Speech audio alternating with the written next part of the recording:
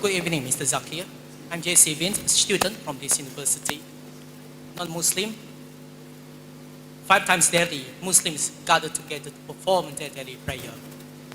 I should say that Islam is a very peaceful religion that promotes unity. Unfortunately, in Malaysia, even among Muslims, unity is not something that is cheap. So, as a Muslim, I practice. What are the things that you can suggest to every Muslim in this country to stay united? Thank you. Thank you.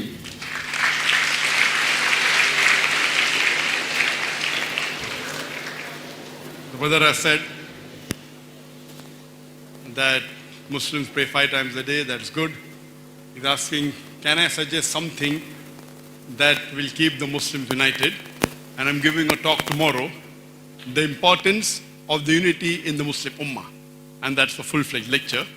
But the reply to your question is, Allah gives the reply in the glorious Quran, in Surah Imran, chapter number 3, verse number 103, which says that, وَاعْتَصِمُوا بِحَبْلِ اللَّهِ جَمِيعًا وَلَا تَفَرَّقُوا. Hold to the rope of Allah strongly and be not divided. The rope of Allah, it is the glorious Quran. That the Muslims should hold together to the rope of Allah, the glorious Quran, and the authentic hadith of Prophet Muhammad sallallahu alaihi wasallam, and be not divided. The only factor that Muslim, not only of Malaysia, but the Muslim of the whole world can be united is on the basis of the glorious Quran, which is the last and final revelation, and the authentic hadith of Muhammad sallallahu alaihi wasallam. Hold together strongly and be not divided. That is the best uniting factor. Hope that answers the question. Thank you, Mr. Zakir. Thank you for your question. I would like to request all the people who like to ask questions to form a queue so that it will ensure the smoothness of this question and answer session. Now we will move to the mic on my left from the Muslimin.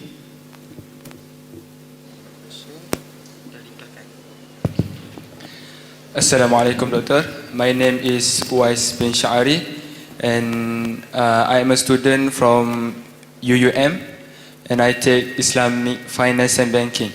My question is, as we know, Prophet Adam alayhi salam is the first human being on earth. But before Prophet Adam alayhi salam is created, is there another creatures that live on earth before Prophet Adam alayhi salam? Thank you.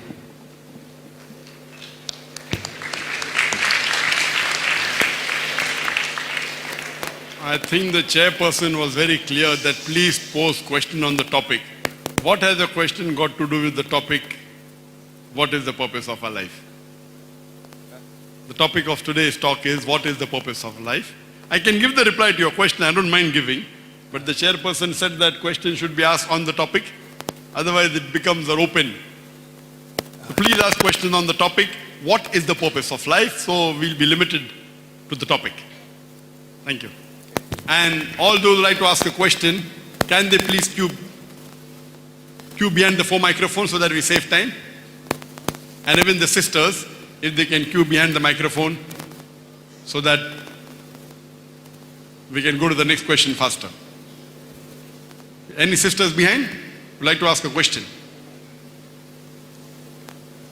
Any sisters from the microphone behind?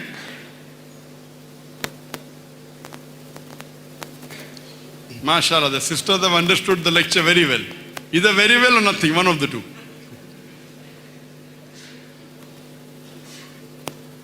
Yes, can we have the question from the sister?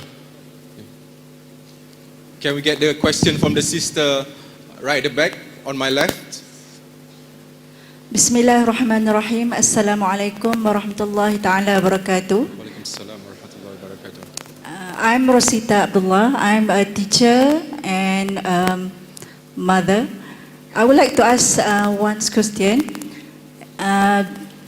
During the golden age that we know, our scholar is master in the both like Islamic studies and the science. But now we found out that like in Malaysia especially, our system education is like separately between science and Islamic study. So if the student, like our student want to choose, which one is the best? Is it Islamic studies or science? Because we know that now we still need a da'i from the science area, because we know that the knowledge is already expand very fast. So for our youngest and our student, which one is the best that we can choose? Either Islamic studies or engineering or medical or such. So I would like you to advise, and then if we choose like science area, how we can be a good success da'i. Shukran. Sister asked for a good question and a very relevant question, that she's the teacher and she's the mother, and she asks that what should we choose between the two? Should we make our children and study the Islamic teachings in the Islamic schools, or in the science and technology field? Which is better of the two? And the reply to this question, which is very commonly asked, in the year 2000, Alhamdulillah, about 18 years back, we started a school in Bombay by the name of Islamic International School. And the main motto, brother, can you? Yes. Jazakallah shukr. Close to the microphone, yes, so that we can. And the motto of this school was education for both the worlds. That means education for deen and dunya both. And that is the best. Education for both the worlds is the best. Because when a person knows the value and is educated by the worldly thing, then studies deen simultaneously, he can understand deen better. So best is education for both the worlds. And in our school, we used to teach Arabic from the age of 3. From nursery itself, we used to teach Arabic and English. Then they read the Quran, 1/3 of them become Hafiz the Quran. By the time they reach standard 5, they Hafiz the Quran. MashaAllah. But we select about 1/3 students. By the time they reach standard 5, girl or boy has to be black belt in Taekwondo and Karate. Compulsory. If the child is weak, he becomes black belt or she becomes black belt in standard 6. Compulsory. Swimming, compulsory. We used to teach public speaking at the age of 1st standard. From the age of 6, they start public speaking. Arabic public speaking from 2nd and 3rd standard. We used to teach them, besides Quran, Hadith, Sharia, Fiqh, along with the science, we used to teach Islamic studies and Arabic. When we taught them science, we used to incorporate 25% of the Islamic teachings in science. For example, when we spoke about the Big Bang, that we learn in science about the Big Bang, that first there was a primary nebula, a whole universe was a primary nebula, then there was a secondary separation, which gave rise to stars, galaxies, and the earth we live in. We say this, Allah says 1400 years ago. What they discovered today, recently in 1973, Allah says 1400 years back in Surah Anbiya, chapter number 21, verse number 30. Avalam yaral lazina kafuru. Do not the unbelievers see anna samawati wal arda kanat ratkan faftaqnahuma, that the heaven and the earth were joined together and we clove them asunder. So we tell them what the scientists got Nobel Prize 50 years back, our beloved Allah subhanahu wa ta'ala has revealed in the Quran 1400 years ago. When we talk about water cycle, we give examples of the Quran water cycle. When we talk about geology, biology, zoology, we talk about embryology, the child is empowered. Okay, my deen is more powerful than science, what is today. What we learn today is already mentioned in our religious scriptures 14 years ago. So the child is proud to be a Muslim. The best is education for both the worlds. And when we find that certain things which are against the Islamic teaching, for example, Darwin's theory, how the human beings were formed, we give them the scientific proof that what Darwin said, that we are evolved from ape, is wrong. And we give them scientific basis. We teach them, repeat what is mentioned in the textbook, but give them additional information. So we repeat what is mentioned in the textbook, but we say, according to P.P. Grasse, this is wrong. According to so-and-so scientists, then we give the list of scientists. So we train them in the syllabus, and when they pass, they don't get a degree from India or Muslim university, they get from Cambridge Board, Oxford. direct Cambridge, IGCSE. And once they pass, they can get admission anywhere in the world. So we have an amalgamation of the formal education with the Islamic education, Quran, Hadith, Sharia, Fiqh, and Dawah. Besides Quran, we teach them about the Bible, we teach them about Hindu scriptures, about comparative religion. Our children can speak, mashallah. So at the same time, they are trained. And our first batch, the first batch of our school, the first batch was passed in 2010, about 8 years back. And the girl which came out first from her school, out of 5 subjects, 4 subjects, she got 100 out of 100. She topped. She was the world topper. A Muslimah, wearing hijab, black belt in taekwondo and karate, knowing Arabic as a language, Hafizul Quran, knowing swimming, mashallah. She topped. She topped the world. So this is education for both the worlds. And this is the best concept. I didn't have time to expand towards the end of my talk because normally I speak for 1 hour 15 minutes and my talk extended to 1.5 hours. So I cut short my speech. It's important. Education for both the worlds is very important. But if you ask me the question, which is better of the two? Best is both. But if the science you learn in your school, in your colleges, in your university does not get you closer to Allah subhanahu wa ta'ala, that science is useless. So many a times our children go to the Western university and instead of becoming closer to Allah, they become atheist because they're taught wrong things. So you have to be careful when we put them into the so-called secular education. It's not haram, it's good, but you have to be careful. Best is a striking balance between the two. And I know there are many people who are asking me to build such a school in Malaysia. And believe me, to make a school is too time consuming because of my other projects. But if Allah wills, inshallah, we should have a school in which when the child comes out, we should be proud of our children. At the same time, we teach them business studies, we teach them ICT. So best is, and when he passes from the school, like a normal madrasa, when a person becomes alim, if you compare our student, inshallah, they will be able to be better. They speak Arabic fluently. All my 3 children, my son, mashallah, is black belt in taekwondo, Hafizul Quran, speaks Arabic fluently. Both my daughters, they are black belt, they are good swimmers, mashallah. And mashallah, Hafizul Quran, the Arabic is fluent. Now all 3 of them now studying in Jamiatul Imam. My son is in Jamiatul Imam and my daughter in Jamiatul Noora in Riyadh. Jamiatul Imam, according to me, is one of the best Islamic universities in the world in terms of Islamic knowledge in Arabic. And they speak Lugha Fusha. So best is put them in a school which has the striking balance between the two, the Islamic education and the formal education. I don't say secular, I say formal. And teach them the Islamic values, they will grow up to be like proud Muslims. This is the best. If you don't have an alternative, then I know there are schools, Islamic schools in Malaysia, may not be up to the standard that what we have in Bombay, but there are Islamic schools. What we should do, we should guide these people and see to it that the Islamic value increases.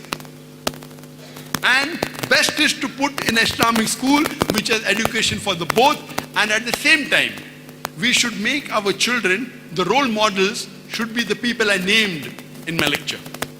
Some are at the time of the Prophet, some are the Sahaba, some next generation, we have in the middle generation, we have in this generation. And we teach them the skills of public speaking, about lecturing, about debating. And we want that 50% of our school children should go in the mainstream, become doctors, engineers, scientists. But then when they become doctors, they have knowledge of Quran and Sunnah. When they become engineers, they have knowledge of Quran and Sunnah. And 50% should go Islamic field, da'is, Islamic teachers, shuyukhs, mufassirin, muhaddithin. So this was the purpose. And you know, when we get success, the enemies of Islam are against you. So you know that because of Allah's help, the success we got in India and in our field, the enemies of Islam were against, and the Indian government wanted to close our school. Alhamdulillah, we were able to give to some of the Muslim brothers. They may not be running the school to the same level, but yet the school is continuing. Inshallah, if Allah wills, and if time permits, we should have such schools all over the world, including Malaysia and including Perlis also. Hope that answers the question. But between the two sisters, please, if the choice between Islamic and science, I would give more importance to Islamic. But give part to Islamic which has, if not completely, at least part of modern education. Because be sure that the Islamic education would be for akhirah. And your children will also get dunya. If you could put to a normal school, see, I'm coming from a normal convent school. I thank Allah that He made me a dai. That doesn't mean I went to a convent school, all should go to convent schools. It was Allah's help that even though I went to a convent school, I'm a doctor by profession. Allah gave me hidayah. I became a doctor because I thought it was the most noble profession, treating human beings. It is noble. But when I found a nobler profession of a dai, as Allah says in the Quran in Surah Fussilat, chapter number 41, verse number 33, Allah says, وَمَنْ أَحْسَنُ قَوْلًا مِمَّنْ دَعَا إِلَى اللَّهِ وَعَمِلَ صَالِحًا قَالَ إِنَّنِي الْمُسْلِمِينَ. Who is better in speech than one who invites to the way of thy Lord, works righteousness and says that I am a Muslim. And if you have that purpose of life, education is not main. It is your mission. Sheikh Didat, 6 standard pass. And he reached the pinnacle. So we pray to Allah subhanahu wa ta'ala that may He guide us and guide our children, guide the Muslim Ummah to achieve the purpose of our life. Hope that answers the question, sir. All right. Thank you. I would like to check, is there any questioner on the mic behind for the Muslimah? No. Okay, once again, I would like to reinstate that please ask questions related to the topic of tonight, which is, what is the purpose of life? Okay? So, we're moving on to the mic right in front of me from the brother. Please state your name and also your profession. And your question, make it brief so that we can have more time for others to ask questions. Thank you. Thank you very much. Assalamualaikum warahmatullah. Very thanks to Dr. Zakir Naik for excellent talks on purpose of life. Myself, Razul, I'm a medical doctor. My question is about the purpose of life, meaning we have to follow all the words in the Quran. And one of the important words in the Quran told to us by Allah subhanahu wa ta'ala is to follow the law that has been designed to the humankind. In the law of Islamic law that has been designed to the humankind. So in the Islamic law, as you know, we have hudud, we have qisas, and we have all these things. But simply in current present time, we have problem to practice all the laws. So as a Muslim and in conjunction with the purpose of life, how are we going to practice with all the ayah in the Quran? Well, that's the question that if we are Muslims, we want to achieve the purpose of life, we have to follow the Quran. There's the Islamic law, there's law of hudud, how do we practice it? Brother, in the Quran, there are some guidelines which every individual Muslim should do, and some are guidelines of society. First, you have to see to it that are you following the guidelines what Allah has told to an individual Muslim? Praying, believing in Tawheed, fasting, giving zakat, all these are individual. Regarding the law of hudud, this is about government laws. Allah will not ask you and me who are not involved in the government that whether you practice the hudud or not. That hudud law is only if you have an Islamic society completely. If you have, then you have to follow. As an individual Muslim, first you have to see all those laws which you as an individual human being are following or not.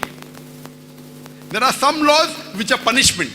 It is not required for every individual Muslim to give punishment to the other Muslim. That's only required by the Islamic authorities. And that is not to be followed in every country, only if the country in which the Muslims are in majority or in total majority or whatever you can. But if the country is in majority, yes, you should strive to achieve that level. But as an individual Muslim, you and I, first we have to follow that which is the commandment to an individual human being, it's a must. Those which are societal, you should try and improve the society. That doesn't mean you should not try and implement the Islamic Sharia. So yes, you should try. But Allah will not question you as an individual. Allah will question you on the individual things. But if you ask me, which is the best law to be followed so that you have the maximum peace, it is the law of the Quran.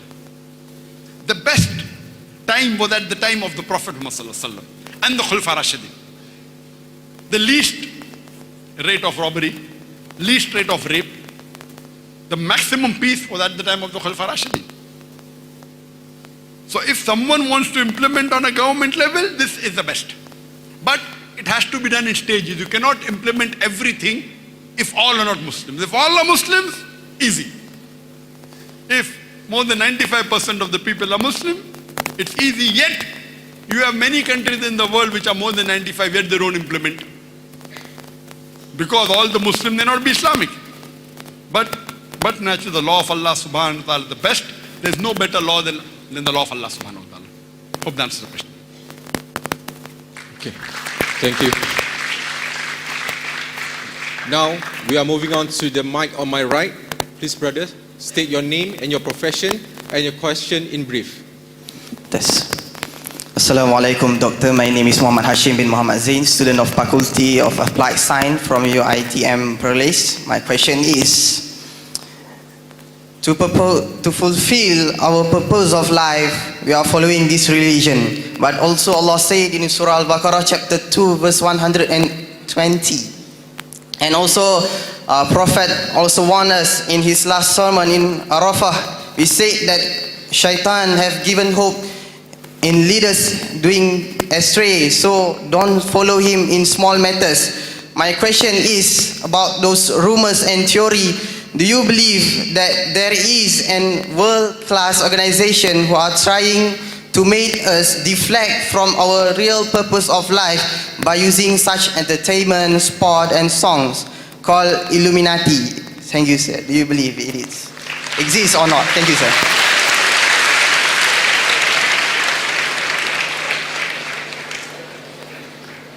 Brother asked a question and he said Allah says that the Satan is trying to divert you.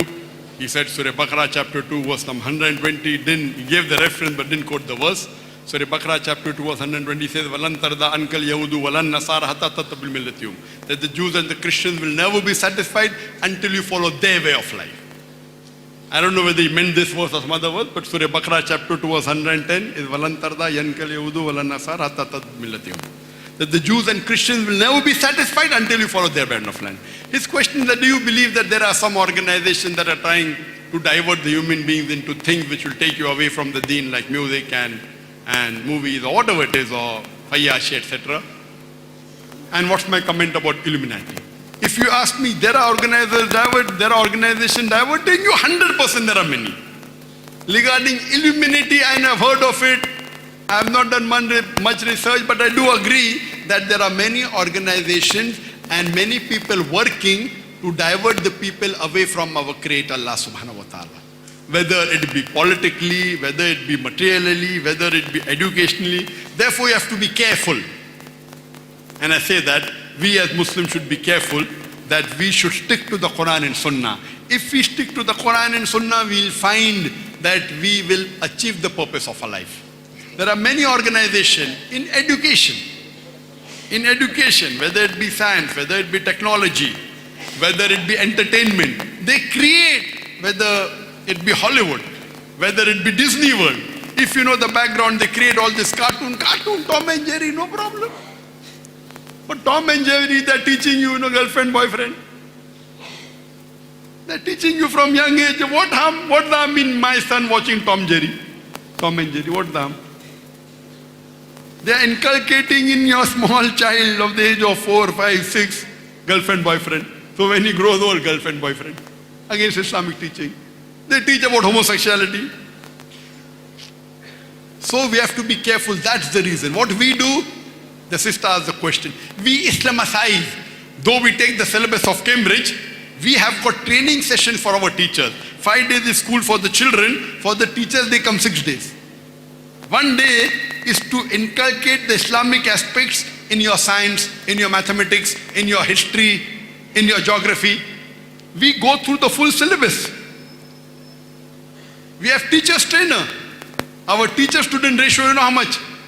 For every one teacher, there is about 2.5 students. For every staff, for every 2 staff, there are 3 students. For every 2 staff, 3 students. 200 students, 150 staff. This is our ratio. When our teachers teach hifz, one Qari teaches only 2 students. When we go to these schools, these international schools, they have music classes. Completely with soundproof glasses, so that when they teach, the voice doesn't go out. What we do, we have got hifz classes, hifz cabin. Hifz cabin, soundproof, made of glass. So that when you recite loudly, your partner doesn't get disturbed. We take the idea but implement for the cause of Allah. What we have to be careful of this education, of this entertainment, of these movies. According to survey, on an average, a child of the age of 7 or 8 first time goes to a pornographic site. How? Because through these cartoons, it diverts to pornographic site. I've given a separate lecture on this topic. Time will not permit me. I have not completed. So you have to be careful. What you want to call them, forget it. Let's not go into names, whether Illuminati, whether it is this or whether it... But there is a big movement. We as Muslims should be careful. Our guidelines is the Quran and Sunnah. And we have to be careful that anything we diverts you from Allah and His Rasul, we have to be away from that. And we have people trying to, make it, and we feel everything is modern. Yes, being modern is no problem. But if that modern takes you away from Allah and His Rasul, then stay away from it. So we have to be careful when we check. Pick up the good things. Of the non-Muslim, no problem. But be careful, don't get trapped and go away from your deen. That's the reason our Prophet Muhammad says that towards Qiyamah you'll have many number of Muslims, but they'll be like froth, no value. Today Muslims are 25% of the world, but what's the value? At the time of the Prophet, from the 8th to the 10th century, Muslims on top of the world. If you wanted to learn science, you had to learn Arabic. The father of chemistry, Jabir, they call Geber is Jabir ibn Hayyan, who distilled alcohol. Alcohol comes from the English word, from the Arabic word al-gul. At a time when before Einstein spoke about the theory of relativity, it was the Muslim scholars. Trigonometry, Balaptusi, the person who taught the zero was a Muslim. You can give a lecture only on the development of science done by the Muslims, because we were on top of the world. At that time, we were close to Quran and Sunnah. Because we were close to Quran and Sunnah, the advances we did in science was excellent. Today, we Muslims are away from Quran and Sunnah. Because we are away from Quran and Sunnah, we are at the bottom today. We are being hammered everywhere. You see in the world, we are being criticized, we are being tortured, we are being killed, and we are no force. We should be united on the basis of Quran and Sunnah and see to it that we teach our children and our generation to become close to Quran and Sunnah. Hope that answers the question. Thank you, Doctor. Thank you. Before we move on to the next questioner, I would like to ask, is there any other non-Muslims in the crowd that would like to ask question? Is there any other non-Muslims in the crowd that would like to ask the question? No? Okay, fine. I would like to move on to the sister at the back to my left. Is there any questioner there? Okay, sister, please state your name, your profession, and make your question brief. Thank you.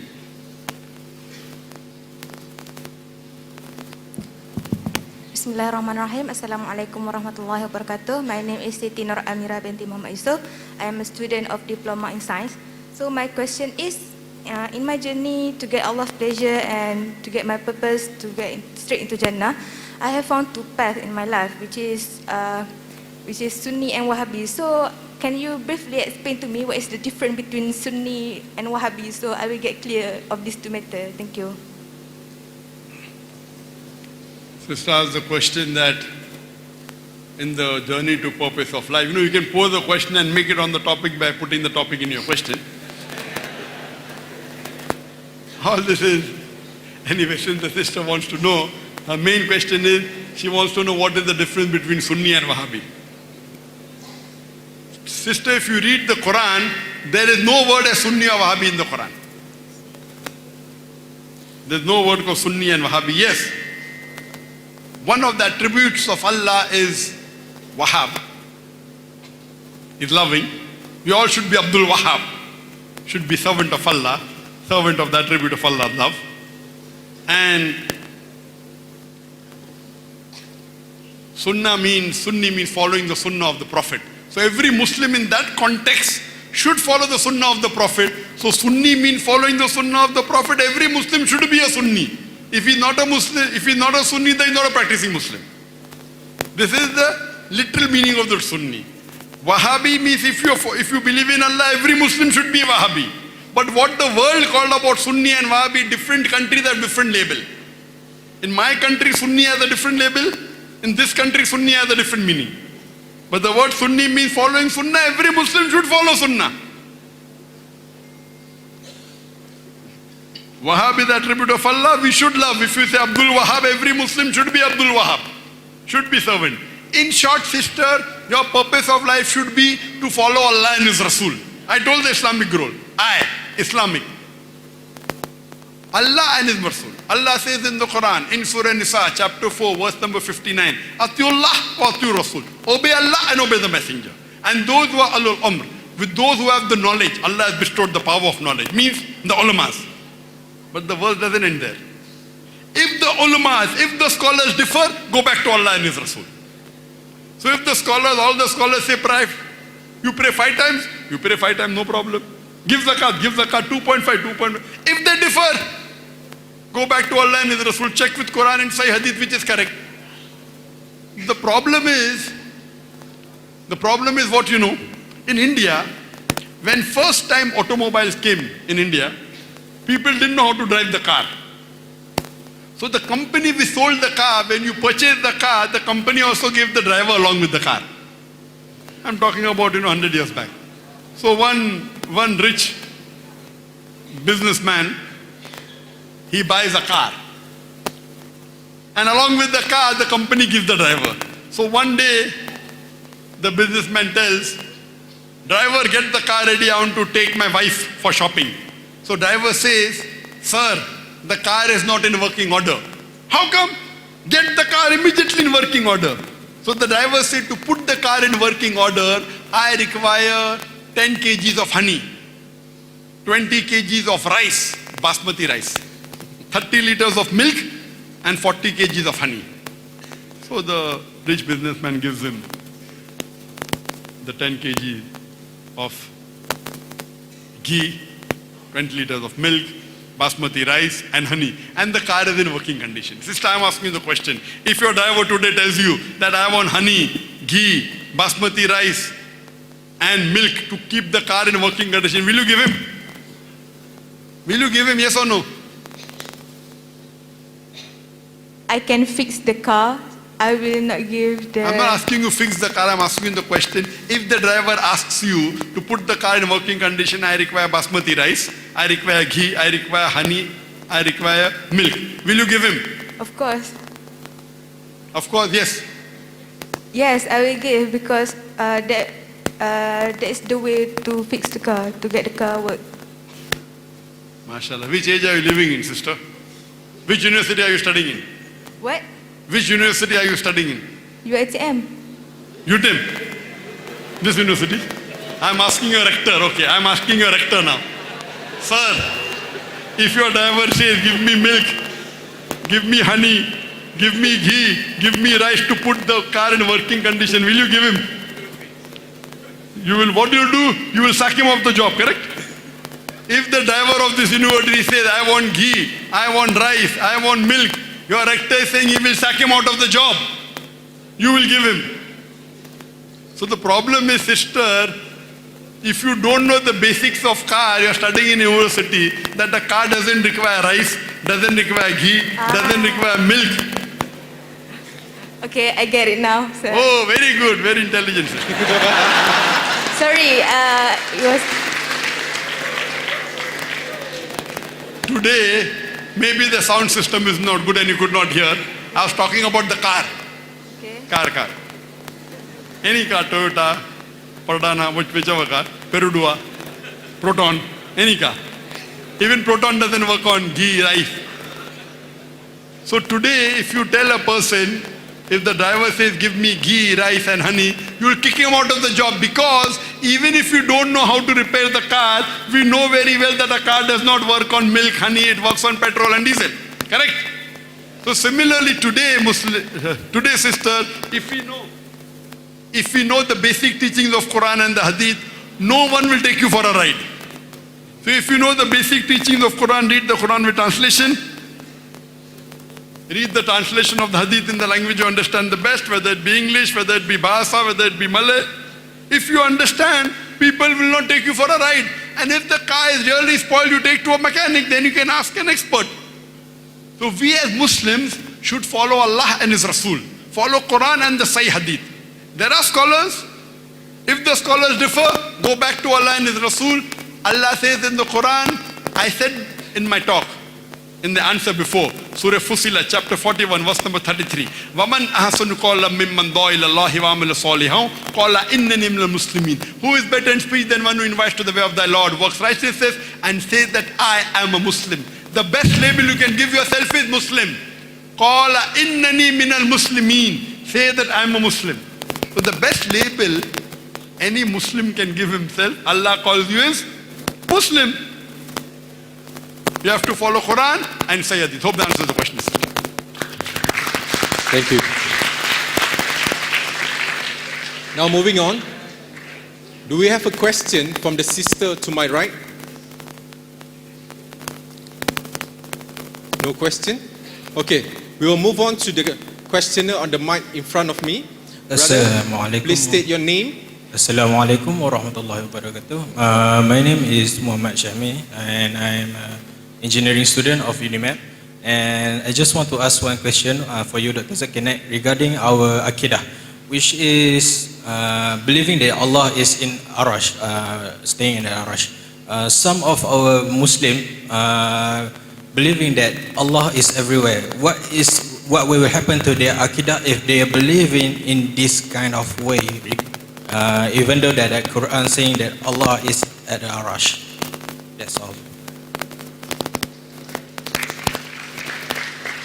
But if you read the Quran is very clear that Allah is on His throne. It's very clear cut. And the throne extends to the heavens and the earth. We should not put our own words in the attributes of Allah. The best is you have to describe Allah the way He has described Himself and the way the Prophet had described. We should not put our own words and own understanding. The best Aqidah is describe Allah the way He has described Himself and the way the Prophet has done. You should not add anything or delete anything from that. What the Quran says, repeat that verse, and that is the best. Hope that answers the question. Thank you.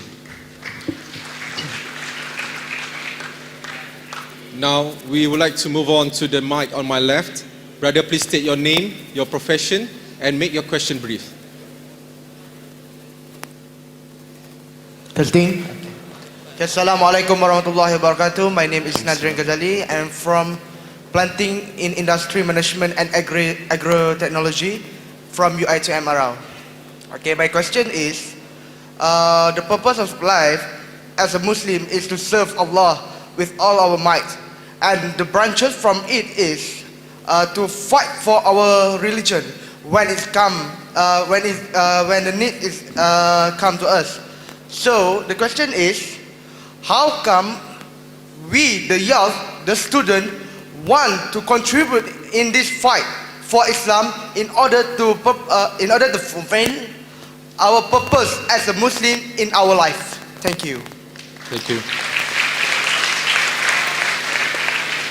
The brother asked the question that the purpose in life is seeking the pleasure of Allah subhanahu wa ta'ala, and we have to fight for our religion. How as we students can do to fight for our religion? Number one, fight the devil in you. Number one. Jihad fi nafs. Yes. The biggest fight is fighting against your nafs. Yeah. The devil which is in us. Our beloved Prophet ﷺ said, the devil flows in the veins of the human being like the blood flows in the human being. The number one fight is fight against our nafs. Oh, you want to do these wrong things. You want to do zina. Okay, stop it. You want to do things which are wrong. So best for fighting for any human being, for any Muslim, is fight the devil in us. And then follow the Quran and Sunnah. And we have to strive. The best is jihad. The right word is not fight, it is jihad. Jihad means to strive and struggle. To strive and struggle to make the society better. To strive and struggle to follow the Quran and the Sunnah. So we should see to it that we reach a higher level. First you do the farais, then you do the sunnat muakkada, then do the sunnat ghayr muakkada. You keep on striving to reach a higher level. Praying 5 times? Okay, praying 5 times in the mosque. Then see to it that you read the Sunnat Mawqida 12. Then you read Tahajjud. All these keep on striving to reach a better level. Whether it be in Salah, whether it be in charity. Okay, fine. Minimum charity is Zakat, 2.5%. Then, okay, I will give 10% of my earnings. I want to give 20% of my earnings. I want to give 30%. The more you give charity, better for you. The more you fast, okay, minimum fasting is fasting in the month of Ramadan. Okay, then I want to fast of the Muharram, then the fast of Ashura, then the 10 days of Zil Hajjah, then you want to do Shawwal fasting, then you want to do Ayyamul Bid. Every time you can keep on going closer and closer. First do the Faraiz, then keep on doing as much as Sunnah possible. This is the best for you to achieve the objective and reach the goal that is Jannah. Hope that answers the question. Thank you. Now we are moving on to the sister to my left, behind. Please state your name, your profession, and also the question briefly. Thank you. Assalamualaikum. My name is Shafika binti Muhammad Zamri. Can you speak louder, sister? Sorry. My name is Shafika binti Muhammad Zamri. I am an accounting student from Perlis Matriculation College. You said earlier that human being and jinns are the only creation that can choose whether to obey or disobey Allah. So from what I know, Allah has set the destiny for each one of us, whether we are going to end up in the hellfire or the heaven. And we always hear that everything happens for a reason. So if everything has planned, then what is the point of obeying the rules?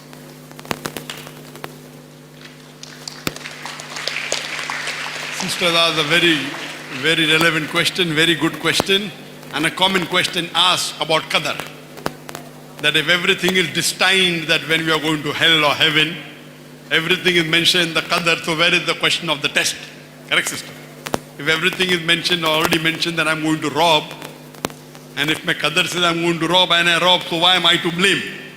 Allah is to blame. And this is the question which is asked. The reply to this is that I would like to give you an example. That in a classroom, a teacher teaches the student. At the end of the year, after teaching, before the examination, the teacher predicts that this student, he'll come out first class first. This student will come out second class. This student, he will fail. And the examination takes place. This student comes first class first. This student gets second class. That student fails. The student who fails, can he tell the teacher, because you predicted I will fail, I failed? Can he blame the teacher? Can the student who failed blame the teacher that because you predicted I will fail, I failed? Can he blame the teacher? No. Why? The teacher knows this student is very studious, does his homework very well, attends all the classes, will come out first class first. This student average second class. This student, he bunks the class, plays hookies, goes for movies, doesn't. Just example, don't get angry. So just because the teacher predicted he will fail, he cannot blame and say because the teacher predicted I failed, because the teacher knew that he does not do the homework. Now the difference between Allah subhanahu wa ta'ala, Allah is ilm ghaib. He has knowledge of the future. And it is not because Allah has written that you are doing, Allah knows in advance what you will be doing and you have done it. For example, if you come at a crossroad, you can either choose road 1, 2, 3, 4. You choose road 2. Allah knows in advance that on the 2nd of December, you will come at a crossroad. You have 4 choices, 1, 2, 3, 4. You will choose road 2. So not because Allah says you are choosing road 2, because you will be choosing road 2, Allah writes in advance. Once you pass a university, you know that you can work honestly or you can rob dishonestly. You choose to rob. Who's to blame, Allah or you? You are to blame. But Allah knows in advance that once you finish your university, you had the option of becoming a good, honest person or robbing. You choose to rob. So it is not because Allah has written you're doing, because you will be doing, Allah writes in advance. Allah is ilm ghaib. The teacher is mostly correct but can make a mistake because she is a human being or he is a human being. Allah subhanahu wa ta'ala is ilm ghaib. He has knowledge of the future. He knows in advance. So he writes it in advance. That's the reason Allama Iqbal, a very great Islamic poet, said that खुदी को कर इतना बुलंद कि हर तकदीर के पहले खुदा अपने बंदे से खुद पूछे बता तेरी रजा क्या है. It's an Urdu couplet which says that make yourself so great that Allah before writing the destiny asks his servant that what do you want and I will make you that. It means Allah subhanahu wa ta'ala has knowledge of the future. Allah has given you the option that you can do something honestly, you can do dishonestly. You choose to do it dishonestly. So Allah subhanahu wa ta'ala, because He has ilm ghaib, He writes in advance. But who's to blame for the dishonesty? You or Allah? Who's to blame? The human being. Allah gave you that choice. The choice was yours. Allah told you, don't cheat, don't rob, but you rob. Who's to blame you? So this is talking about the qadar, that Allah has written the qadar, but you make the choice. Therefore you are responsible and not Allah. Hope that answers the question, sister. Due to the limited time that we have, we can only take the last two questions. And I will take the question from the sister behind, and also followed by the brother in front of me, on the right in front of me. I'm sorry for those people who like to ask questions. I'm afraid that we are unable to take your questions for this time. Okay, Dr. Zakir Naik has requested for one more last round. So we will go on from that sister at the back, followed by this brother at the front, this brother on my left, and also a last questioner from the sister behind, if they have. Okay, now we move on to our sister. Please state your name, your profession, and also the question that you have. Assalamu alaikum. My name is Nahida bin Tahir. I am a medical graduate from Cairo University. So my question is regarding the purpose of life, that you are to call to people to good and nahi anil munkar, and to da'wah basically. We're quite familiar with La ikraha fi din, the verse La ikraha fi din, and it never really sits with me well that apostasy is to be executed. So can you briefly explain on that, if there is similar rulings in other religions? Sister, can you repeat the question again? Apostasy? Sister, can you ask a question that is relevant to the topic? My question is regarding that, because people have asked me that, and to like Christians, when I want to call people to Islam, and it's like I don't really know what to say about that one. I'm sorry, sister, it's not relevant to the topic. Thank you. There's an answer on the YouTube of Dr. Zakir Naik that you can find the answer there.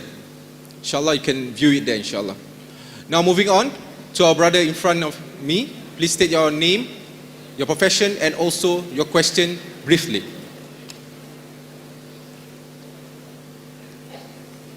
Yes, okay.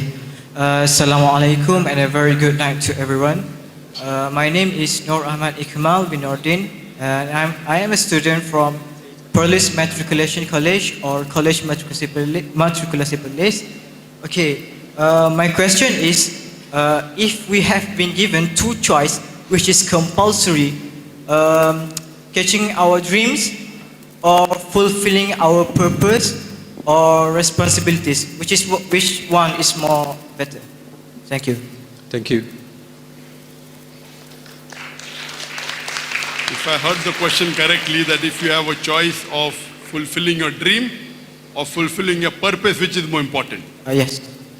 Unless you don't tell me what is your dream and what is your purpose, I cannot say which is important. Fine? So if you tell me if your dream is close to Quran and Sunnah, then dream is more important. If your purpose is close to Quran, Sunnah, purpose is more important. Some people may have the dream that my dream is to go to Jannat-e-Firdaus. Very good. So, whichever is closer to Quran and Sunnah, that is more important. Whichever, if you judge according to Quran and Sunnah, suppose your purpose is to go to Jannah, but your dream is to go to Jannat-e-Firdaus, then dream is more important than purpose. If your dream is to become an actor, but the purpose is to go to Jannah, then your purpose is more important than your dream. So unless you don't tell me your dream and your purpose, I cannot tell you which is more important. According to the Muslim, for the Muslim, which is the ultimate goal? Which is the ultimate goal for a Muslim? Jannah. Jannah.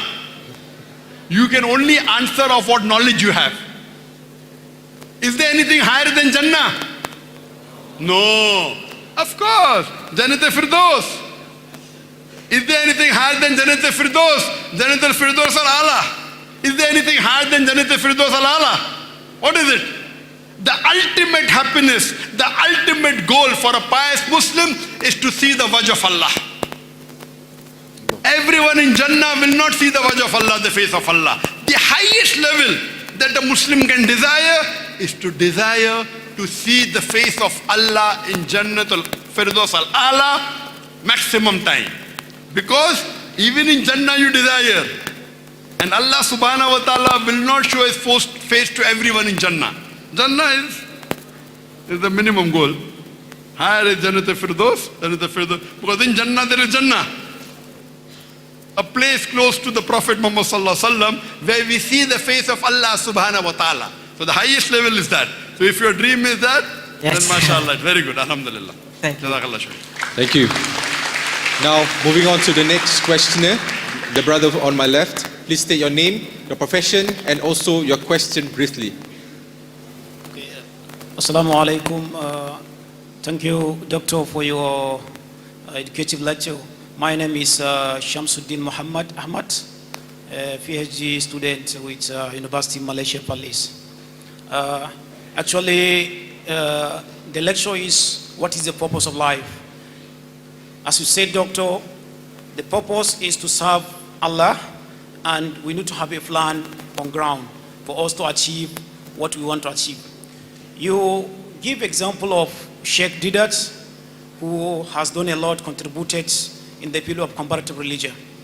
Actually, since 2010, we developed interest in the area of comparative religion, especially in my country, because of the nature of the country having non-Muslims, many non-Muslims.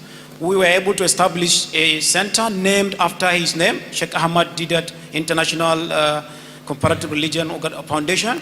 And at that time, Yusuf Didat was there to launch the foundation. My question is that the challenge we have, the comparators, especially the comparative religion students, we always ask ourselves, when we look at the way Sheikh Didat delivers lecture, how he memorized Quran, Bible, then we came to realize that Sheikh Didat named you as Didat Plus. So whenever we are discussing among ourselves, we say that Sheikh Ahmad Didat, Dr. Zakir Naik, some people, they call you a magic. So my question is that, as comparators, as students of comparative religions, what is the secret of having a retentive memory? What is the secret of memorization of the Quran? What is the secret of Bible? Doctor, I want you to reveal the secret today. What is the magic? Thank you, Doctor. The brother asked me that. Yeah, I've been inspired by Sheikh Ahmad Didat that started a center in his country, and Sheikh Didat has called me Didat Plus. That was the humility of Sheikh Didat, that he called me Didat Plus. But he's asking me, what is the secret of that quotation of the Quranic verses, the Bible, etc.? What is that secret? Brother, it is an open secret. And I've said that many a times. The secret, it is the glorious Quran. Allah says in the Quran, number 1 in Surah Imran, chapter number 3, verse number 160. If Allah helps you, none can overcome you. If Allah forsakes you, who is there then who can help you? So let the believers put their faith in Allah. Number 1 is the help of Allah. Without the help of Allah, you can never achieve anything. You may have the best of technique, best of knowledge. My knowledge, if you compare my knowledge to the other Muslims, there are thousands and hundreds of thousands of people more knowledgeable than me. I'm nothing. If you look at my background, I was a stammerer since childhood. If anyone asked me the name when I was a child, I would say my name is Zakir. I was a stammerer. If I dreamt, I could have dreamt of becoming the best doctor in the world. I couldn't have dreamt of speaking in front of 25 people. I could have dreamt of becoming the best doctor in the world. Possibly in a dream, you can dream anything. But I was so bad in public speaking, I was a stammerer. Even in my dream, I could not think or dream of speaking in front of 25 people. But if Allah helps you, none can overcome you. If Allah forsakes you, who is there then who can help you? So let the believers put their trust in Allah subhanahu wa ta'ala. Number one. Number two, Allah says in Surah Ankabut chapter 29 verse 69, if you strive, if you do jihad, if you struggle in the way of Allah subhanahu wa ta'ala, Allah opens up your pathways. What you have to do is struggle and strive. If your pathway is not open, who's to blame, Allah or you? Who's to blame? Allah or you? Allah says that if you strive and struggle, Allah will open up your pathways. If your pathways are not open, who is to blame, you or Allah? Who's to blame? You. That means you're not struggling correctly. You have to strive harder. If you strive harder, you have to get success. It's mentioned in the Quran. Number one is Allah's help. Number two is striving. Number three, Allah says in Surah Naik chapter 16 verse 43 and Surah Anbiya chapter number 21 verse number 7. Fasalu ahli zikri in kuntum la ta'lamun. If you don't know, ask the person who's knowledgeable. Last is technique. People ask me, brother, what's the technique? Technique is last. Number one is Allah's help. How do you get Allah's help is important. You read the Quran, implement on the teachings of Quran and the authentic hadith, Allah's help will come to you. The more you strive to fulfill the commandment of Allah, the more Allah gives you success. I could not dream in speaking in front of 25 people, and mashallah, inspired by Sheikh Deedat, I started speaking. 100 people, 1,000 people, 10,000 people, 100,000, 1 million people. You know, when I started, my knowledge was less, and now also it is less. I thought, okay, I'll become like Sheikh Deedat. Sheikh Deedat had spoken to 12,000 people in Birmingham with the debate with Anis Soros. I thought, okay, one day, inshallah, I will address an audience of 12,000. That was a wrong goal. I was very young. Then I realized that how many people you speak to is not the target, is not your goal. But Allah made me fulfill my wrong goal also. 10,000 people, 100,000 people, 1 million people, alhamdulillah. That is not the goal. Our goal is Jannah. So number one is the help of Allah. To acquire the help of Allah, you have to strive in the way of Allah and follow the hadith and the Quran. And last is technique, that is planning. First is Allah's help, then is striving, then you plan. Okay, see to it that you go to a person who's an expert. See to it that he may give you technique. But number one is Allah's help, then is striving, and third is technique. And inshallah, we have in our school young children, age of 10, 12, 15, they rattle off verses of the Quran. MashaAllah. I'm not Hafidul Quran, they're better than me. They can rattle off better than me. Bible, Quran, my son, MashaAllah. English is better than me, Arabic is better. I don't know Arabic as a language. My son speaks Lugha Fusa, my daughter speaks Lugha Fusa. My daughter's English is much better than me. But I always tell my children, if Allah doesn't help you, all your knowledge is useless. First you have to strive to get Allah's help. And the only way you can get Allah's help is if you strive. And we pray to Allah subhanahu wa ta'ala that may He help us to fulfill our goal and our purpose in life, and may He raise all of us in Jannat al-Firdaus, inshallah. Of that so much. Thank you. Now we move on to the last question from the sister to my left, right behind. Please state your name, your profession, and your question briefly. Assalamualaikum warahmatullahi wabarakatuh. My name is Siti Ansha Azahar. I'm a UITM student in Diploma in Science. And my question is, what should depression patient to do have purpose on life rather than commit suicide? Thank you. Sorry, I did not hear the question, sister. Can you repeat the question, repeat please? the question, please, sister? Slowly. What should depression patient to do? Sorry, what should you? Depression patient to do to have a purpose on life rather than commit suicide? What should? Depression patient. Depression. What should a depressed person do? Yes, to have purpose on life rather than commit suicide. What should a depressed person do to have purpose on life when he wants to commit suicide? Rather than commit suicide. Rather than commit suicide. Mashallah. The sister asked the question, what should a depressed person do to have a purpose in life rather than commit suicide? The best is read the Quran. Master key. This Quran, no secret, open secret, master key. The glorious Quran is the most positive book in the world. It is a proclamation to humanity. It is a fountain of mercy and wisdom. It's a warning to the heedless. It's a guide to the erring. It's a hope to those in despair. It's a solace to the suffering. And it's a guide to the erring. So this Quran is a wealth. If you read the Quran with understanding, it is the best solution for the problems of humanity. You know, my father, he was a psychiatrist. May Allah have mercy on him. And he was one of the first Muslim psychiatrists of the country. This Quran is the best treatment for most of the psychological diseases. Because a person is depressed, why? Why is he depressed? He feels, what is the purpose of living? So if you don't have a purpose of living, what do? You want to commit suicide. You may think, okay, my purpose in life is that I want to earn maybe 10,000 ringgit a month. Oh, I'm only earning 2,000 ringgit. What do? You want to commit suicide. Correct?